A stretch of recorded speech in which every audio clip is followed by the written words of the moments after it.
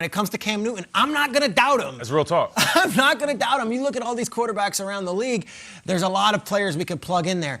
You put Cam Newton with a familiar coaching staff and with that charisma and that conviction in a setting that he believes he can be the alpha, I believe he still has a chance to succeed and in that NFC East can flourish. My last point.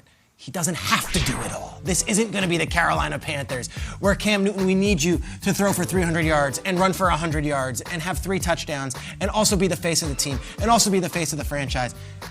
Washington's got a lot of talent, primarily on the defensive side of the ball. I'm looking at these guys. Chase Young is their leader. Chase Young, Kim, you hit on it so beautifully and eloquently yesterday. He is a rookie last year. He was already the captain of the defense and was already their vocal leader. Imagine him in year 2 after winning Defensive Rookie of the Year and having a full season under his belt. You add that to Montez Sweat, who came along in year number 2. You add that to guys like Payne and Allen and Ioannidis.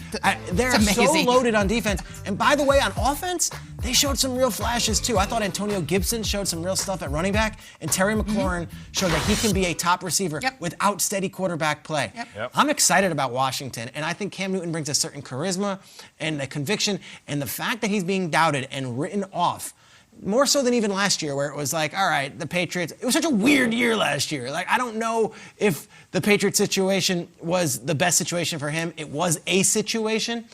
I think this year, with people saying he is done, he looked terrible last year, all this stuff, give me Cam Newton and Ron Rivera, 2 people who have been doubted their entire lives. I will take Cam Newton in Washington. And if I'm sounding like I'm selling it really hard here, I actually believe it. He's the perfect fit for the Washington football team. I'll ask you. Let's start off with our man Burleson. What do you think? Newton to Washington. I'm right there with you, and I believe you as well. Cam Newton is not the 32nd quarterback in this league. You know, there's more than a handful of guys that I'd put behind Cam Newton. And I'm glad you brought up Terry, you know, Captain Terry, as he liked to be called. And the fact that he does have that nickname, that just shows you that there are other leaders on this team. And for what it's worth, when people want to go back and look at Cam Newton on the Patriots, there was a reason. I'm not making an excuse. Now, Cam Newton, he was throwing some balls in the dirt. Sometimes he looked a little bit more injured than maybe he would have let on. But there's a reason why Tom Brady left New England. And then Julian Edelman ended up shutting down this season. So Cam Newton was working with what Tom Brady left. I'm not calling these guys leftovers. That's disrespectful. But he wasn't working with the best supporting cast, to say the least. So Cam Newton still can play, Sean. Yeah, look, I think the most powerful statement is that, the 32. There aren't 32 better than me, and I think Cam still has something to prove. His body has betrayed him a little bit over the last couple of years, and I think that's probably why he was, so late to getting into New England. I like the Washington fit. I think everything you laid out, Schrags, makes a lot of sense. But I also think that Cam Newton, I think, surprised a lot of people last year going up to New England. And the mental side of his game, I thought, grew exponentially. Talk about that, because what's that mean for the viewer at home? When you hear Cam talk about how tough it was mentally going up to New England and to mentally challenge yourself. Physically, he's been challenged his whole life, his whole career. You get that. But the mental side of it, the mental stamina that he talked about and that he had to learn about how to handle every day up in New England, I think it made him better. And I think as much as it's a struggle and it's a grind and you're going through it, when you look back on it, you say, man, that really made me a better man. It made me a better player. It made me a better person. And I think that for that, there might be some inclination for Cam to want to go back and say, you know what?